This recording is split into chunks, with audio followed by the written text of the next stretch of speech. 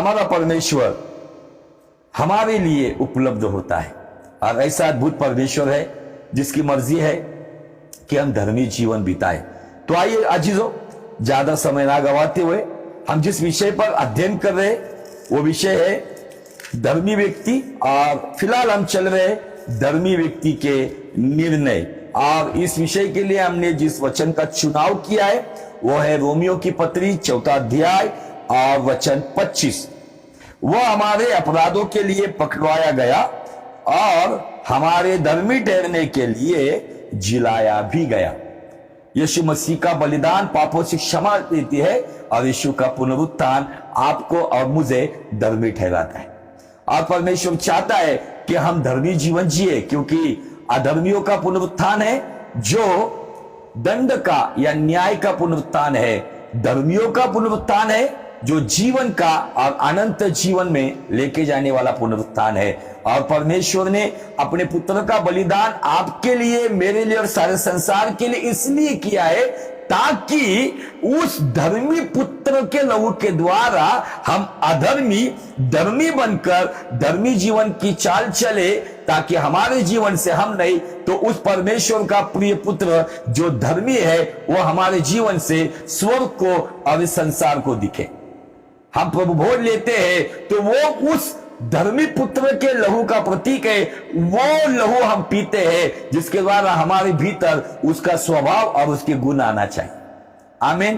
प्रभु भोज कोई प्रसाद की बात नहीं है या कोई रूढ़ी परंपरा नहीं है या कोई कस्टम या कोई संस्कृति नहीं है। तो प्रभु भोज यीशु मसीह के स्मरण में किया जाता है और उसने हमारे लिए जो बलिदान चुकाया है, जिसके लिए हमारे ऊपर जो दंड था वो दंड उसने लिया है, उसका याद करने वाली बात है। यही बात प्रभु ने हमें याद करने के लिए कहा है। और धर्मी जीवन में बढ़ने के लिए धर्मी व्यक्ति के पास स्वभाव भी हमें पता होना चाहिए। जो याकूब 5:16 में ऐसा लिखा है कि अपने अपने गुनाहों को आपस में क्षमा करो, एक दूसरे के लिए प्रार्थना करो और आगे देखिए ताकि तुम चंगे हो जाए, क्योंकि धर्मी जन की प्रार्थना के प्रभाव से बहुत कुछ हो सकता है। अब इस वचन में 2 व्यक्तिमत्व दिखते हैं, 2 स्वभाव दिखते हैं। नंबर 1 क्षमाशील, नंबर 2 प्रार्थनाशील। और रोमियो 3:10-12 देखेंगे, वहां पे दिया धर्मी कोई नहीं, एक भी नहीं, लेकिन आगे दिया समझदार कोई नहीं। इसका मतलब पुराने नियम के अनुसार धर्मियों में एक पहचान होती है, वो समझदार थे। जो व्यवस्था के पहले के लोग, व्यवस्था के बाद के लोग, उनकी पहचान थी कि वो समझदारी से निर्णय लेते थे, समझदारी से कदम बढ़ाते थे, समझदारी से संगति करते थे, समझदारी से परमेश्वर की राह पे चलते थे। दूसरा बात बताया गया है, परमेश्वर को खोजने वाला, मतलब परमेश्वर का खोजी कोई नहीं। इसका मतलब धर्मी में परमेश्वर की खोज करने की एक अंदर से भूख और प्यास होती है। उनके अंदर एक जुनून होता है कि जब मैं इस संसार में जब सुबह आंखें खोलता हूं और मुझे पता है कि मैं जीवित हूं, तो उसके अंदर एक जुनून होता है। उस जुनून के द्वारा वो खुदा की खोज आराधना में, प्रार्थना में, वचन में करता है। और अंतिम स्वभाव है भलाई कोई करने वाले, मतलब धर्मी व्यक्ति में भलाई का स्वभाव है। पुराने नियम के 3 स्वभाव, नए नियम के 2 स्वभाव को अगर जोड़ते हैं तो प्रथम आता है क्षमाशील, सेकंड में आता है प्रार्थनाशील, थर्ड में आता है समझदार, फोर्थ में आता है खुदा का खोजी और 5वें नंबर पे आता है भलाई करने वाला।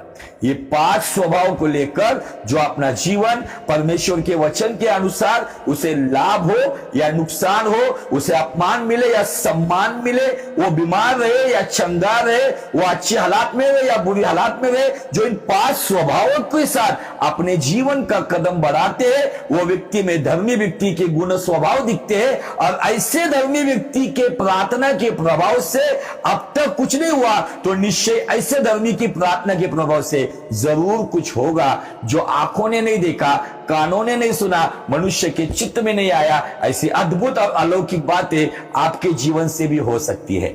इसलिए आपको और मुझे हर हालात में, अगर यीशु मसीह का बलिदान मुझे पाप क्षमा देकर उद्धार देता है, तो उसी यीशु मसीह का पुनरुत्थान मुझे और आपको धर्मी ठहराता है। निश्चय रोमी 3:10 कहता है कि धर्मी कोई नहीं, लेकिन उसके कॉन्टेक्स्ट अलग है। व्यवस्था की बातें वहां पे दी गई है, लेकिन रोमियो 3:24 क्या कहता है? परंतु उसके अनुग्रह से उस छुटकारे के द्वारा जो मसीह यीशु में सेतमित में धर्मी ठहराए जाते हैं। हालेलुया। हमारे यीशु मसीह के लहू के द्वारा, उसके बेशकीमती अनमोल लहू से उसने हमें खरीद लिया है, इसलिए हम खुद के मालिक नहीं है। हमारा धर्मी परमेश्वर यीशु मसीह हमारा मालिक है और हम मालिक के इच्छा के अनुसार जीवन बिताए, ये उसकी मर्जी है। Hallelujah, praise the Lord. और धर्मी जीवन में बढ़ने के लिए जरूरी होते हैं निर्णय, चुनाव, फैसले। कभी कभी हमारे फैसले, जज्बाती फैसले हमें आगे जाके नुकसान देते हैं। हमारे जज्बाती फैसले हमें आंसू बहाने का कारण बनते हैं। इसीलिए हम जो फैसले लेते हैं उस फैसलों पर हमारी बढ़ती है। उन फैसलों के ऊपर हम धर्मी तो ठहराए गए। धर्मी ठहराए गए मतलब धर्मी व्यक्तियों की पाठशाला में पहली कक्षा में आपको और मुझे दाखिला मिल गया है, लेकिन पहली कक्षा से दूसरी कक्षा में अगर बढ़ना है तो आपको और मुझे धर्मी जीवन के योग्य निर्णय लेना पड़ेगा। उन निर्णयों की वजह से शायद आपके खिलाफ हो जाएंगे, शायद आपके प्रियजन आपसे खफा हो जाएंगे, नाराज हो जाएंगे, शायद कुछ लोग आपका हंसी मजाक उड़ाएंगे, लेकिन अगर आपके निर्णय परमेश्वर के पक्ष में, आत्मा के पक्ष में है, निश्चय कुछ समय आपको जिल्लत या अपमान को उठाना पड़ेगा, नुकसान को उठाना पड़ेगा, लेकिन एक समय आएगा, एक सेकंड में परमेश्वर आपको बहुतायत से ऊंचा उठाएगा और आशीषित भी करेगा। Hallelujah, praise the Lord. परमेश्वर चाहता है कि इन दिनों में हम धर्मी तो ठहराए गए, लेकिन हम धर्मी जीवन में बढ़ते चले। पौलुस कहता है मसीह में बलवान हो जाओ। हमें बलवान होना है, हमें अगर बढ़ना है, हम घर बैठकर बलवान नहीं हो सकते। अगर कोई व्यक्ति अगर बॉडी बिल्डिंग करना चाहता है, पहलवान बनना चाहता है, तो उस पहलवान को अखाड़े में जाके रोज की कसरत करनी पड़ेगी। अगर कोई बॉडी बिल्डिंग करना चाहता है तो उसको जिम जाकर वर्जिश करनी पड़ेगी। घर में बैठकर कोई पहलवान या कोई बॉडी बिल्डर नहीं बन सकता। उसके लिए हमें श्रम करना पड़ेगा, मेहनत करनी पड़ेगी। निर्णय इन्हीं बातों को दर्शाता है। आज आप और मैं जो भी आज के हालात में है ना, उसका एकमेव कारण है हमने अतीत में जो निर्णय लिए, उसी निर्णयों की वजह से आज हम है। और अगर हम आने वाले भविष्य में अगर कुछ अच्छा हमारे जीवन में है हो, तो इसलिए आज वर्तमान में हम योग्य निर्णय ले। इसलिए गलातियों की पत्री 6 अध्याय वचन 7 कहता है, धोखा ना खाओ, परमेश्वर ठट्टों में उड़ाया नहीं जाता, क्योंकि मनुष्य जो कुछ बोता है वही काटेगा। क्योंकि जो अपने शरीर के लिए बोता है, अब ये बोने वाली बात मतलब निर्णय लेने वाली बात होती है। शरीर में क्या बोएंगे हम? शरीर में हम केवल खाना खा सकते, लेकिन शरीर में बोना मतलब शारीरिक क्षेत्र में, संसारिक क्षेत्र में, मनुष्य की इच्छाओं के लिए, जज्बातों के लिए, मनुष्य की खुशी के लिए, खुद की खुशी के लिए, परिवार की खुशी के लिए, दोस्त यार की खुशी के लिए, केवल शरीर के लिए जो बोता है, बाइबल कहती है वो शरीर के द्वारा विनाश की कटनी काटेगा, नुकसान की कटनी काटेगा, अपमान की कटनी काटेगा, श्राप की कटनी भी काट सकता है। लेकिन आगे दिया है जो आत्मा के लिए बोता है। आत्मा के लिए बोना मतलब क्या है? आत्मा क्या है? यीशु मसीह यूहन्ना 6:63 में कहते हैं, परमेश्वर का वचन जीवन और आत्मा है। आत्मक जीवन के लिए वचन के अनुसार, परमेश्वर की इच्छा के अनुसार हमारा परमेश्वर, यूहन्ना 4:24 कहता है, परमेश्वर आत्मा है। जो परमेश्वर के लिए बोता है, बाइबल कहती है वो आत्मा के द्वारा, वो परमेश्वर के द्वारा, वो खुदावन के द्वारा अपने जीवन में अनंत जीवन की कटनी काटेगा।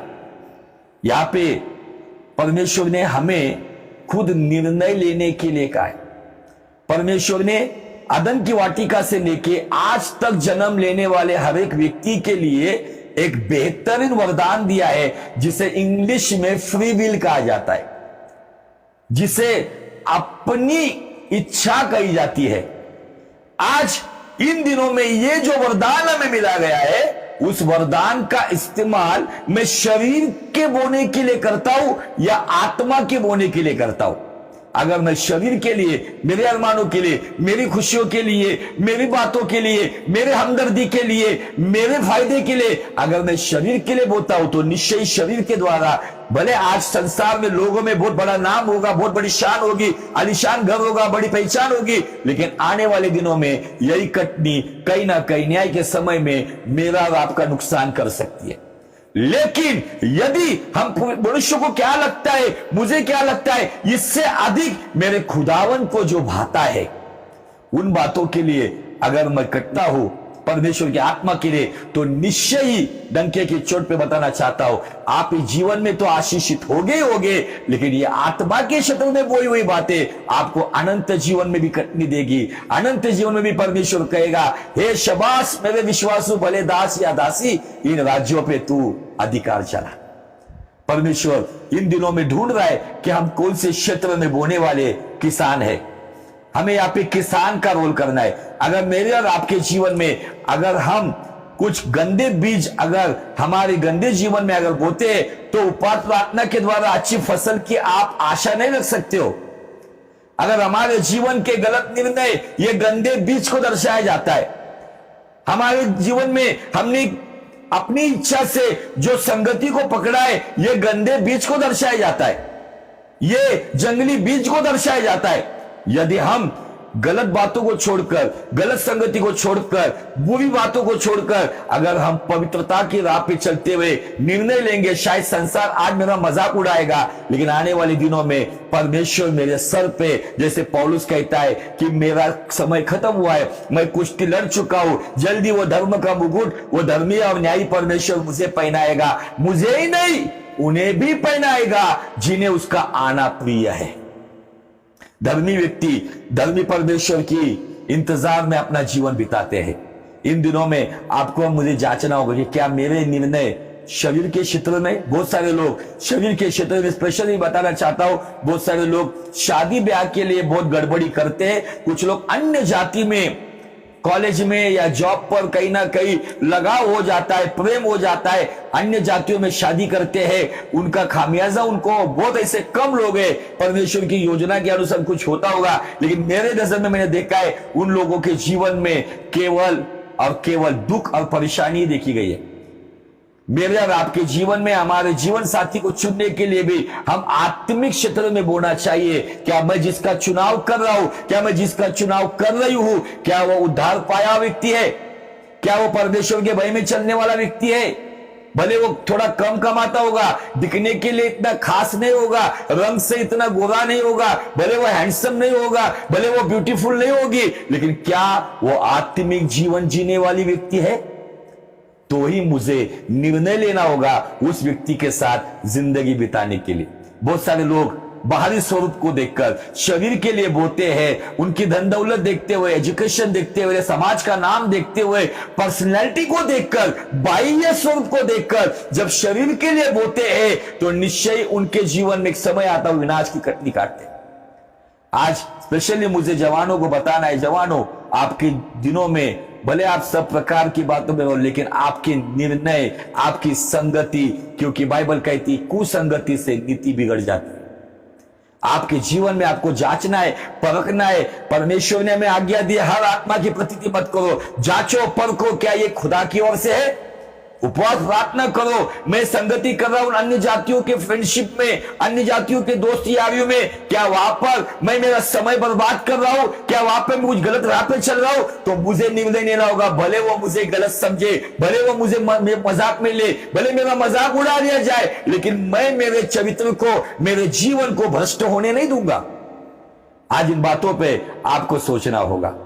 और इन दिनों में बहुत सारे कमाई वाले स्थान आपको बच्चों को मिल रहे, बड़े बड़े कॉल सेंटर्स, आईटी सेक्टर्स में इमेजिन के ऊपर वो अपेक्षा नहीं कर पाते, वो आशा नहीं कर पाते, बड़ी बड़ी सैलरी पे काम किया जा रहा है, लेकिन मैं आपको बताना चाहता हूं उसके साथ साथ दुष्ट का एक जाल फैला हुआ है। उसी के साथ साथ चारों ओर नाना प्रकार के अट्रैक्शन आपको दिखेंगे, आकर्षक बातें दिखेंगे, व्यभिचार की दिशा में लेके जाने वाली बातें दिखेंगे, लेकिन उन क्षेत्रों में ये जवानों का निर्णय होना चाहिए कि क्या मैं वहां जाना चाहिए, क्या मैं वहां बैठना चाहिए। आपको बहुत इन बातों के द्वारा परमेश्वर आशीषित कर रहा है। शायद सुनने के लिए थोड़ा कड़वा है, लेकिन ये जीवन का सत्य है।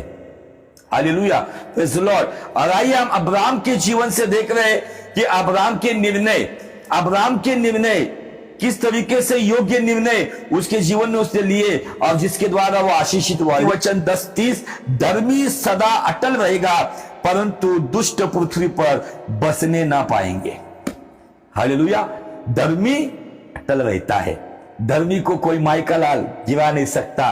बाइबल ये भी कहती है भले कोई गिराएगा, धर्मी भले 7 बार गिरेगा, लेकिन खुदावन उसको अपनी सामर्थ से, अपने अभिषेक से, अपनी रूह से फिर से उसको खड़ा करेगा। लेकिन अधर्मी अगर गिरता है तो उसका नामो निशान खत्म हो जाता है।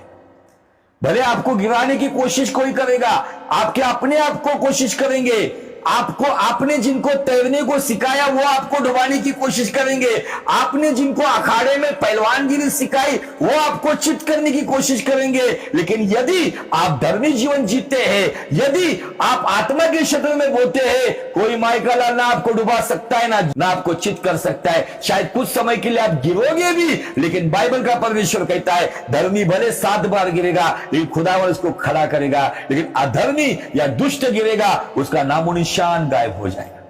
Hallelujah, praise the Lord. इसलिए धर्मी व्यक्तिमत्व को हल्के में मत लो। धर्मी व्यक्ति अटल रहता है, अटल मतलब अनंत जीवन तक रहता है, क्योंकि धर्मी व्यक्ति की जो आत्मा के क्षेत्र में जो उसने बोया है, जो फैसला लिया है, जो निर्णय लिया है, जिसके द्वारा बाइबल कहती है वो अनंत जीवन तक कटनी काटेगा, और जो अनंत जीवन तक जाता है वो अटल रहता है, और धर्मी की पहचान अनंत जीवन के साथ की जाती है। हालेलुया। आइए चलते हम उत्पत्ति की किताब में, जहां पे इब्राहिम और लूत अलग हो गए।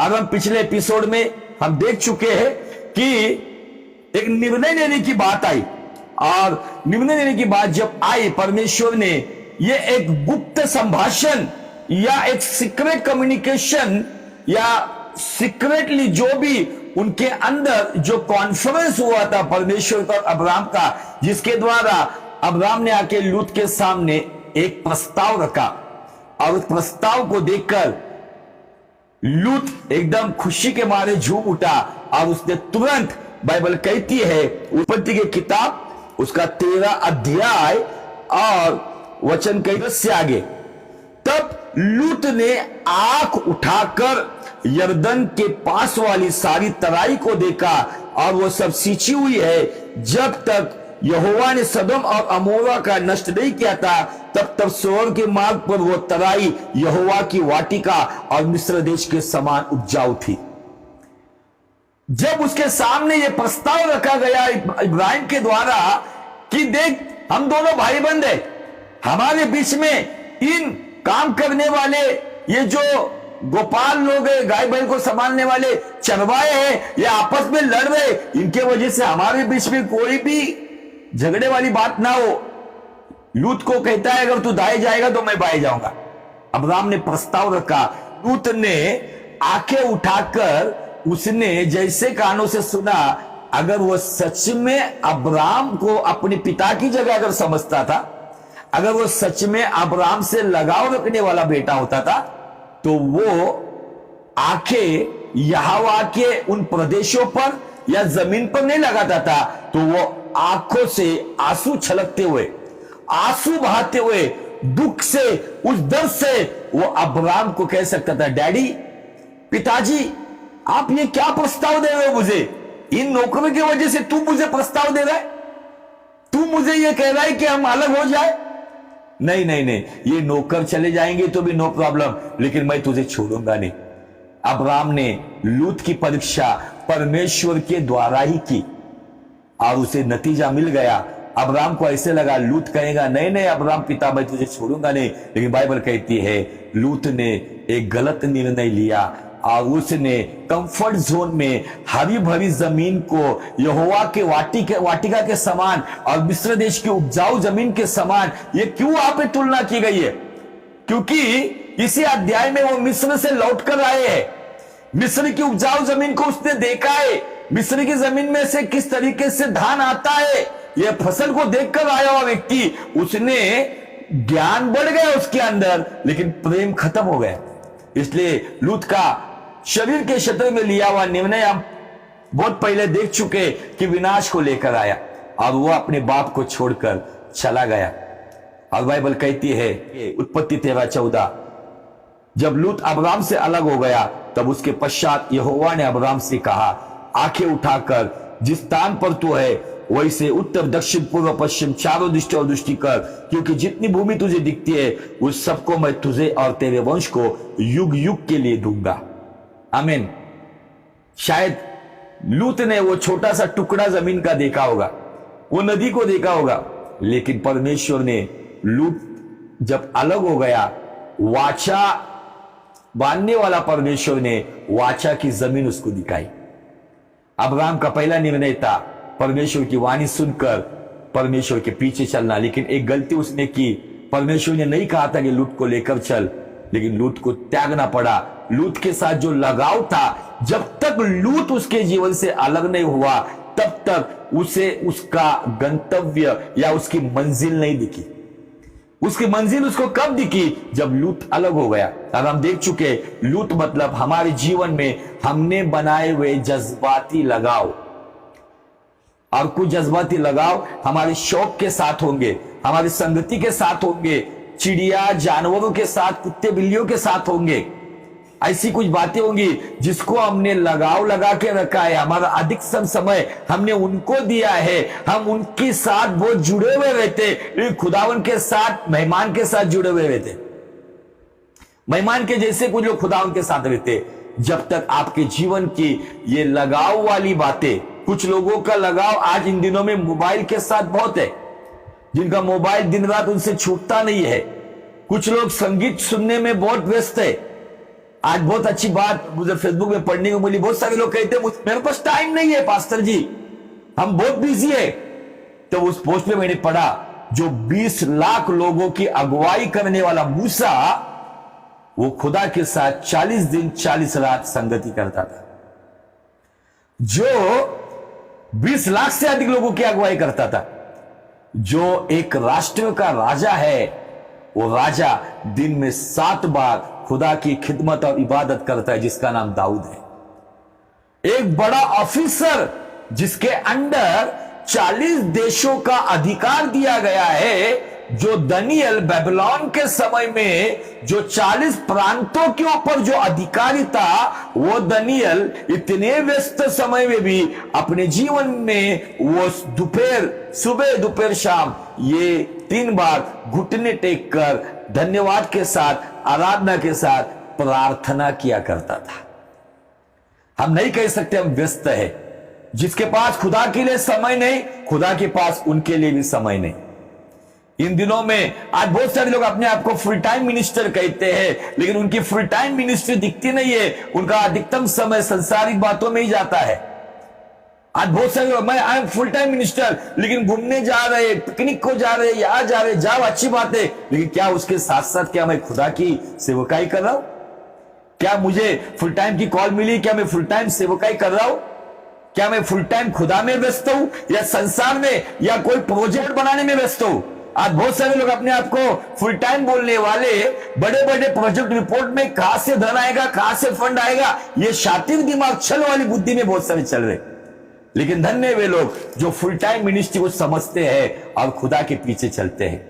आज मुझे आपको बताना है, जब तक आपके जीवन के लगाव, जिसे लूत का दर्शक कहा गया, आप उनसे अलग नहीं होंगे, तब तक आपको परमेश्वर की सीधी वाणी और आपका गंतव्य या आपकी मंजिल आपको दिखाई नहीं पड़ेगी।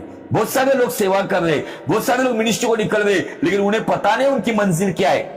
कुछ लोग केवल किसी सेवक को कॉपी करते हुए, किसी व्यक्ति को उससे आकर्षित होकर, उससे प्रभावित होकर सेवा कर रहे, अच्छी बात है, लेकिन क्या आपकी मंजिल आपको पता है? आपको क्या करना है आपको पता है? मिनिस्ट्री आप क्यों कर रहे, मिनिस्ट्री के पीछे का उद्देश्य, मकसद क्या है आपको पता है? आप जो कर रहे हो उसके पीछे का मकसद अगर आपको पता नहीं है, तो आपको मैं बताना चाहता हूं, जो बिना मकसद के जो सेवा कर रहे, उन्हें मंजिल कभी नहीं मिलेगी। उनको रास्ते में भटकाया जाएगा, बहकाया जाएगा, वो कहीं ना कहीं तितर बितर हो सकते हैं। हमें आज ही हमारी मंजिल तय करनी है। एट एनी कॉस्ट, कुछ भी हो, मैं शरीर के लिए नहीं, मैं आत्मा के लिए बोऊंगा, क्योंकि मुझे पता है आत्मा की बोने के द्वारा मैं जीवन के साथ साथ अनंत जीवन की कटनी काटूंगा, जो मेरे परमेश्वर के राज्य में मुझे मिलेगी।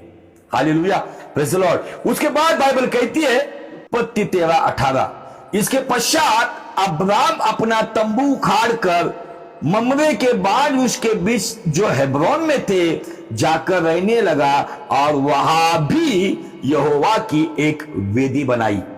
यह वेदी नंबर 3 है। शेकेम में दर्शन की वेदी, बेथेल में प्रार्थना की वेदी, और हेब्रोन में परमेश्वर की संगति की या परमेश्वर की नजदिया की वेदी, इंटीमेसी विद गॉड, इस वेदी को कहा जाता है। हेब्रोन मतलब खुदा के साथ दोस्ती।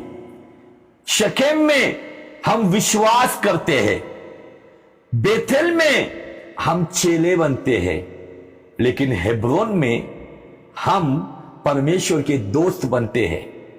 और मुझे आपको बताने के लिए आनंद होगा कि दोस्त भाई भाई को जो बात नहीं बताता है, लेकिन दोस्त दोस्त को अपनी गहरी बात बताता है। बाइबल कहती है अब्राम परमेश्वर का दोस्त था। किधर से दोस्ती शुरू हुई? जब उसने बेथेल से हेब्रोन आने का निर्णय लिया। लेकिन इस निर्णय के दौरान अब्राम ने अपने कलेजे पे जो पत्थर रखा, अब्राम रात भर फूट फूट के रोया होगा लूत के लिए। 75 उम्र से आगे बढ़ रहा था, लेकिन उसकी कोई औलाद नहीं थी, और रात भर उसने लूत का इंतजार किया, लेकिन लूत लौटा नहीं। तब जाकर सुबह उसकी आंखें खुल गई, और उसने बेथेल में जहां पर वो था वहां से अपना तंबू उखाड़ा। इन दिनों में आपको आपके लगाव वाले तंबू उखाड़ने पड़ेंगे। जो जो लगाव आपने, कुछ लोगों के लगाव टीवी के साथ है, बीवी के साथ है, फ्रेंड्स के साथ है, अपने काम के साथ है, ओवर टाइम के साथ है, मनी लैंडिंग के साथ है, इन्वेस्टमेंट के साथ है, अपनी खुशी के साथ है, मनोरंजन के साथ है, आपको वो तंबू उखाड़ने पड़ेंगे। जब आप उस तंबू को उखाड़ेंगे तो मैं आपको बताना चाहता हूं, आप हेब्रोन में खुदा के करीब आओगे, और वहां पे उसके साथ नजदीकियां बनाकर खुदा के साथ एक वेदी के ऊपर आप खुदा के साथ समय बिताओगे। उखाड़ने के लिए कलेजा लगता है, उखाड़ने के लिए दम लगता है। नहीं, मैं आपको बताना चाहता हूं मेरे भाई मेरे बहन, जो जवान जो मुझे देख रहे, जो देखेंगे, अगर आपको पता है कि मेरी ये दोस्त, मेरी ये फ्रेंड, आज बहुत सारे लोग लड़कियां अपनी खास फ्रेंड को बेस्टी कहते, बेस्टी, लेकिन अगर वो बेस्टी मेरा समय संसारिक बातों में अगर व्यस्त कर रही है, तो मुझे आज वो दोस्ती का, बेस्टी का तंबू भी उखाड़ना पड़ेगा। जब तक आप उन तंबू को उखाड़ेंगे नहीं, तब तक आप खुदा के साथ यीशु कहलाने वाले बेस्ट फ्रेंड के करीब नहीं आ सकते। उसके करीब आने के लिए आपको कुछ उखाड़ना पड़ेगा, आपको कुछ छोड़ना पड़ेगा। इब्राहिम का यह तीसरा निर्णय है। पहले उसने मां बाप को छोड़ा, उस स्थान को छोड़ा, उस जगह को छोड़ा, छोड़कर वो वाणी सुनकर निकला। उसने अपने भतीजे, बेटे समान पुत्र को छोड़ा, ये दूसरा निर्णय। और तीसरा निर्णय, वो अपने निर्णय पर अटल रहा। बेथेल से वो सोच रहा होगा कि मेरा बेटा बेथेल को लौट कर आएगा, लेकिन बेथेल से तंबू उखाड़कर वो हेब्रोन में आया, और हेब्रोन में एक वेदी बनाई। वो भूल गया अपने उस भतीजे को, उस वेदी पर वो खुदा के साथ संगति करने लगा। बहुत बेहतरीन बातें हेब्रोन में है। हेब्रोन के बारे में अगर आप पूछेंगे तो हेब्रोन ये परमेश्वर का दास इब्राहिम की बहुत ही फेवरेट जगह थी, पसंदीदा जगह थी। हेब्रोन में आज भी अब्राम सोया हुआ है, उनका शव, सारा है, इसहाक है, वहां पे रिबका है, लिया है। हेब्रोन ये सबका पसंदीदा जगह है। हेब्रोन में दाऊद राजा बन गया। हेब्रोन एक ऐसी जगह थी जहां पर कुछ समय के बाद दानव राज करते थे। किरियत अराबा नाम रख दिया गया था उसका। लेकिन जब यहोशू के समय में जब कनान में प्रवेश कर दिया गया था, तब कालेब कहता है गिव मी हेब्रोन। हेब्रोन लेने के लिए कोई तैयार नहीं था। हेब्रोन में जाने वाले, हेब्रोन में रहने वाले बहुत बड़े बड़े योद्धा लोग थे। और आज एक ऐसी योद्धा की पहचान मैं हेब्रोन में आपको करवाऊंगा। हेब्रोन में एक 80 साल का बूढ़ा कालेब नाम का व्यक्ति राक्षस स्वरूप के लोगों को, अनाकी लोगों को जाके उनको मारता है और हेब्रोन पे कब्जा जमाता है। जो हेब्रोन पहुंचता है वो प्रार्थना योद्धा बनता है। जो हेब्रोन पहुंचता है जो हालातों पे जयवंत होता है। जो हेब्रोन पहुंचता है उसके जीवन में वो जयवंत होता है। जो हेब्रोन पहुंचता है उसको खुद यीशु मसीह आके मिलता है। हालेलुया। लेकिन हेब्रोन में आने के लिए आपको निर्णय लेना होगा, गलत गलत लगाव का तंबू उखाड़ना होगा और खुदा के लगाव के साथ तंबू लगाना पड़ेगा, वेदी बनानी पड़ेगी। बाइबल कहती है 14 वचन की शुरुआत में ही एक युद्ध छिड़ गया और यहां पे 5 राजा एक साइड है और 4 राजा दूसरी साइड है। यह कार्दल गोमर नाम का एक राजा 4 राजाओं के साथ लीड कर रहा था और उसने 5 राज्यों को और 5 राजाओं को हराया था। यह युद्ध मैं क्यों बता रहा हूं, पता क्यों? क्योंकि आगे जाके मैंने जैसे कहा कि हेब्रोन में मनुष्य योद्धा बनता है, उसकी कुछ बातें हम देखने जा रहे। तो डायरेक्ट उत्पत्ति का 14 अध्याय और वचन 8 से आगे मैं आपके लिए पढ़ना चाहता हूं। तब सदोमा, अमोरा, अदमा और सबीम और बेला जो सौल भी कहलाता, इनके राजा निकले और सिद्दीम नामक तराई में उनके साथ युद्ध के लिए पाती बांधे। अर्थात एलाम के राजा कार्दलोमर, गोइम के राजा तिदाल, शिनार के राजा अमरापेल और एलसार के राजा अरयोब, इन 4 राजाओं के विरुद्ध उन 5 ने पांति बांधी।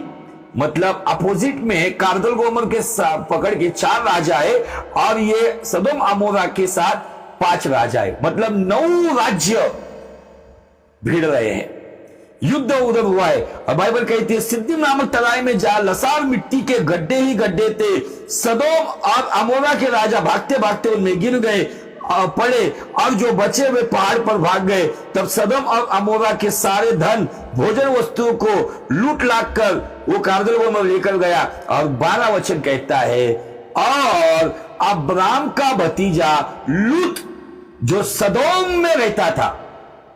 अगर हम 13 अध्याय का 12 वचन पढ़ेंगे ना, वहां पे दिया है वो सदोम के निकट रहता था, लेकिन 14 अध्याय का 12 वचन कहता है कि वो सदोम में रहता था। पहले वो सदोम के निकट गया था, लेकिन सदोम के आकर्षण में आकर वो सदोम के अंदर चला गया। लेकिन अब्राम एक योग्य निर्णय लेने वाला व्यक्ति, वो बेथेल से हेब्रोन में खुदा के करीब आ गया। शायद लूत को कुछ समय के लिए संसार की मनोरंजन बातें बहुत ही उसको आनंद देती होगी। पानी नजदीक था, सारी उपजाऊ जमीन थी, बहुत कम मेहनत में बड़ी फसल भी मिल रही थी, बहुत ही आराम की जिंदगी थी। लेकिन उसका नतीजा क्या हुआ? उत्पत्ति 14:12 कहता है अब्राम का भतीजा लूत जो सदोम में रहता था, उसको भी और धन समेत वे लेकर चले गए। मतलब लूट लूट गया।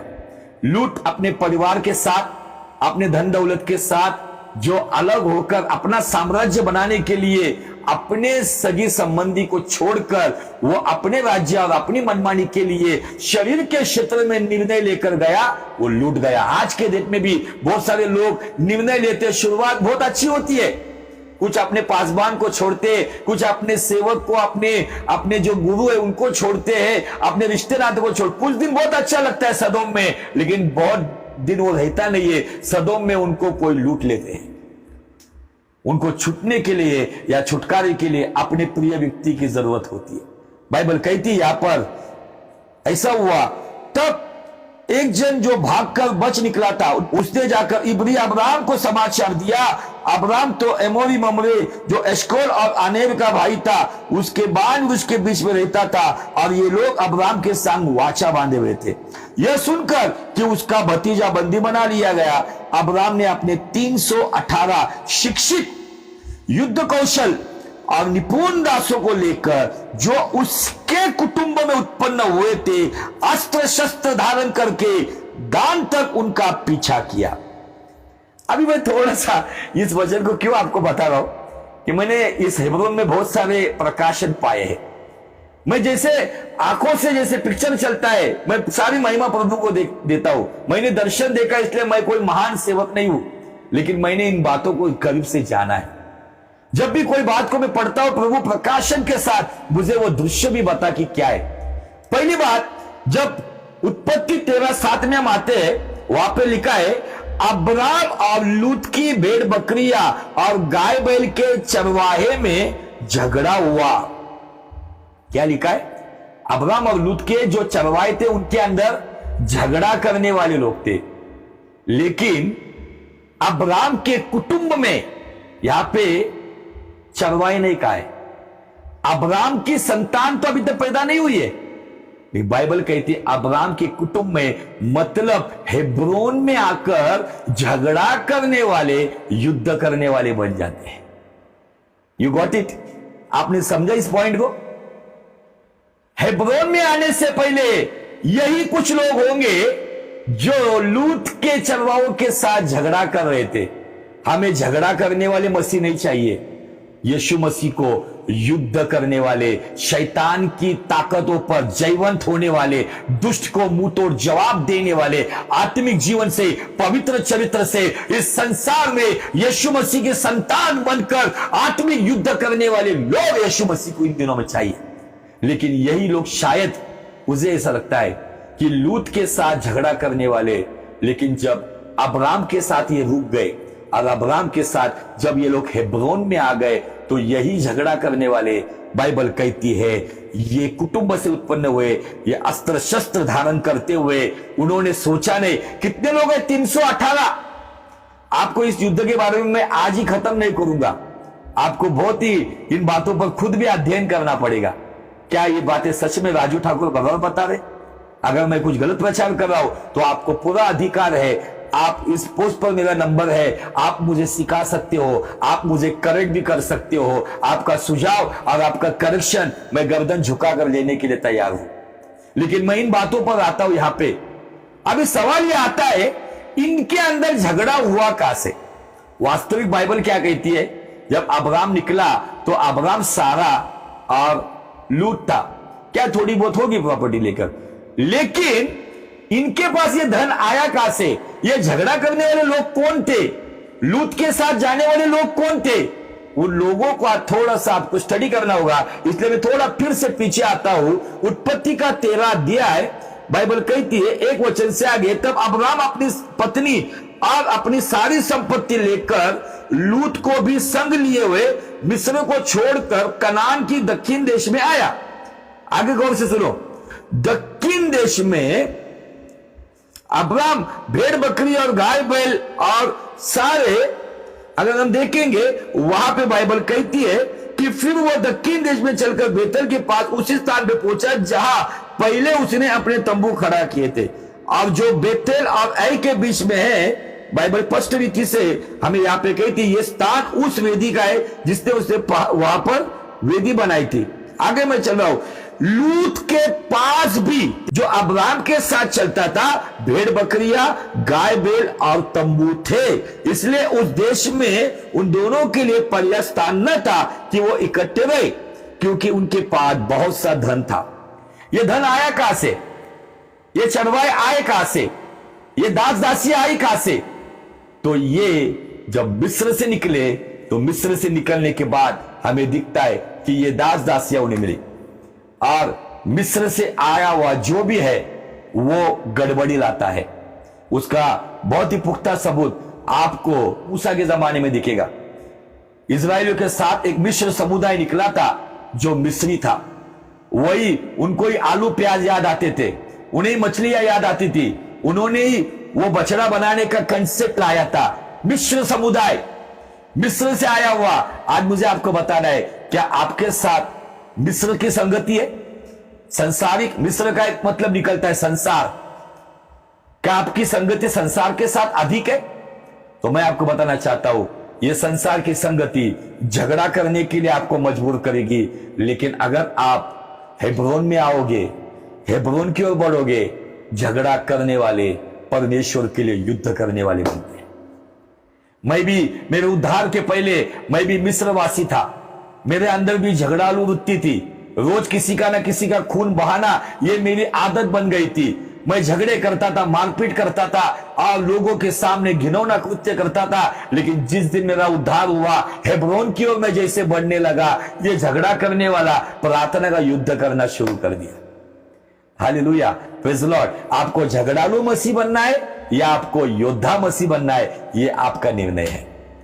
लूत के साथ जाने वाले बंदी हो गए, झगड़ा करने वाले बंदी हो गए। गौर से सुने इस बात को। झगड़ा करने वाले, हमने पढ़ा उत्पत्ति 14:13 में, वो बंदी होकर वो राजा कार्दलाओमर को लेकर गया, लेकिन जो इब्राहिम के साथ 318 थे वे भी कुछ समय झगड़ा करने वाले थे, लेकिन वो युद्ध करने वाले बने और झगड़ा करने वालों को छुड़ा के लेके आए। Hallelujah, praise the Lord. बहुत सुंदर बात है हेब्रोन में, इसलिए मैं एक ही एपिसोड में खत्म नहीं करूंगा। मैं फिर से बताना चाहता हूं, ये बहुत लंबा चलने वाला सेशन है, ये विषय बहुत लंबा चले, क्योंकि खुदावन ने मेरे हृदय में बहुत सारी बातें रखी है धर्मी व्यक्ति के जीवन में। आज आपका चुनाव बहुत महत्वपूर्ण है। मेरा चुनाव अगर सदोम में जाने वाला है तो वो चुनाव शायद कुछ दिन के लिए मुझे शान और शौकत, खुशहाल जीवन देगा, लेकिन वही से मुझे बंदी कर दिया जाएगा। लेकिन मेरा चुनाव अगर इब्राहिम के क्षेत्र में, अगर आत्मा के क्षेत्र में मुझे कुछ लगाव की बातों को उखाड़ कर एक निर्णय लेकर खुदा की संगति में, प्रार्थना में, उपवास में, उसकी राह में चलने के लिए अगर मुझे परमेश्वर प्रेरित कर रहा है, तो हेब्रोन में झगड़ा करने वाला योद्धा बनता है। 318 जवानों के ऊपर अब्राम और उसके साथ वाचा बांधे हुए वो हेब्रोन के उसके 3 दोस्त, मतलब 318 और ये 4, 322 लोगों के दम के ऊपर 4 राजाओं को शिकस्त दी गई। जो 4 राजाओं ने 5 साम्राज्यों को खत्म कर दिया था, लेकिन ये 322 लोगों के बल पर इन 4 राजाओं को शिकस्त दी गई, उनको मार दिया गया। Hallelujah, praise the Lord. इन दिनों में परमेश्वर चाहता है कि आप वो योद्धा बने जो मसीह के खिलाफ काम करने वाली दुष्ट शक्तियों का आप उन्हें शिकस्त देकर आप भी उन योद्धाओं का अनुग्रह पाकर, अब ये योद्धा कब बनेंगे, इस योद्धा की राह पे कब चलोगे आप, उसे आपको बताना है। आप जब तक आपके जीवन के उन गलत धारणाओं को, लगाव को जब तक उखाड़ोगे नहीं, तब तक आप हेब्रोन में आओगे नहीं। और जब आप हेब्रोन में आओगे तब आप योद्धा बनोगे। हालात कितनी बड़ी है, समस्या कितनी बड़ी है, आप देखोगे नहीं, आप डायरेक्ट नहीं निकलोगे। ये 318 जवान जो झगड़ा करने वाले, वाद विवाद करने वाले, युद्ध करते हुए 4 राजाओं को शिकस्त दी गई, फतेह पाई उन्होंने। और ये फतेह क्यों मिली? क्योंकि उन्होंने अपना घर का कुटुंब प्रमुख अब्राम के साथ रहने का निर्णय लिया। उन्होंने ये नहीं कहा अब्राम को, अरे लूत वहां जा रहा है शहर में, चलो हम भी जाएंगे वहां पर। शायद उन्होंने दोष नहीं लगाया, आपने गलत निर्णय लिया, आप क्यों इधर रुके? वो अब्राम के साथ रुके। और अब्राम के नहीं, इसलिए आपके परिवार का व्यक्ति, आपके कलीसिया का अगुआ अगर आत्मा के क्षेत्र में निर्णय ले रहा है, तो आपका ये कर्तव्य आप उसके साथ बने रहे। कुछ दिन तक शायद लोग मजाक उड़ाएंगे, लेकिन मैं आपको बताना चाहता हूं, मजाक उड़ाने वाले खुद मजाक बन जाएंगे। जिन्होंने शायद जाते वक्त मजाक उड़ाया होगा, वो जो लूत के साथ गए हुए लोग, वो कह देंगे रहो इसी पहाड़ पे, पानी पानी करते रहो, देखो हम जा रहे उस तराई में, जो जगह यहोवा की वाटिका की जैसी है, जो जगह मिस्र की उपजाऊ जमीन के जैसी है, तुम मरो यहां पर धूप में। शायद वो मजाक उड़ाते गए, लेकिन जब उत्पत्ति 14:13 कहता है लूत अब्राम का भतीजा और सारे लोग को लूट कर लेके गए, मजाक उड़ाने वाले खुद मजाक बन गए। और जिनका मजाक उड़ाया, जो अब्राम के साथ जो जवान थे, उन्होंने जाकर उनको छुड़ाया। आज शायद आपका मजाक कोई उड़ाते होंगे, आप आत्मिक क्षेत्र में चल रहे हो, आप सेवकाई में चल रहे हो, खुदा की राह पे चल रहे हो, शायद आपको कोई मजाक उड़ा रहे हैं, नो प्रॉब्लम, वहां पे आप इग्नोर करो। एक समय आएगा मजाक उड़ाने वाले खुद मजाक बन जाएंगे। जो आपके खिलाफ है उनको छुड़ाने के लिए खुदा आपका इस्तेमाल करेगा। This is the power in Hebron, यह सामर्थ्य है हेब्रोन के अंदर। इसीलिए आपको लूत के लगाव से अलग होना होगा और हेब्रोन के लगाव में आना होगा।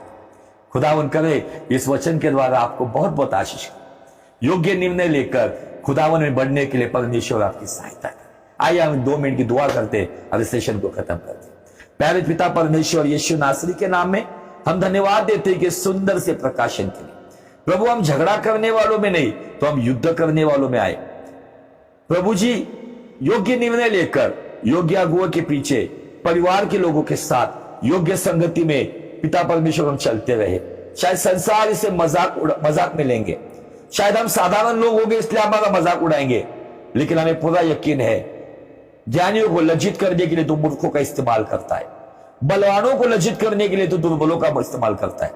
हमारा समय भी आएगा निश्चय प्रभु, लेकिन हेब्रोन तक पहुंचने के लिए हमारे जीवन की उन गलत लगाव के उन तंबुओं को उखाड़ने के लिए और हेब्रोन में आकर सही संगति में तंबू लगाकर वेदी बांधकर परमेश्वर की उपस्थिति में जीवन जीने के लिए पवित्र आत्मा यीशु नासरी के नाम में हम सभी की सहायता कर।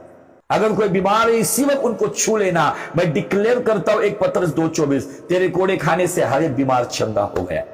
अगर आज भी कोई किसी लगाव में पड़ा हुआ है, वो लगाव का जो आकर्षण है, वो जुआ यीशु के नाम में मैं तोड़ देता हूं और खुदा विनती करता हूं हेब्रोन का जुआ उन पर आए और वो हेब्रोन में आकर तेरे नजदीक आए, तेरे साथ अधिक समय बिताए, तेरी इच्छा को समझे और झगड़ा करने वाले प्रार्थना का युद्ध करने वाले बने। धन्यवाद देते खुदावन, आपने ये प्रकाशन अच्छी तरह से हमें समझाया। धन्यवाद देते सभी के सेवकाई को परिवार को आशीषित कीजिए।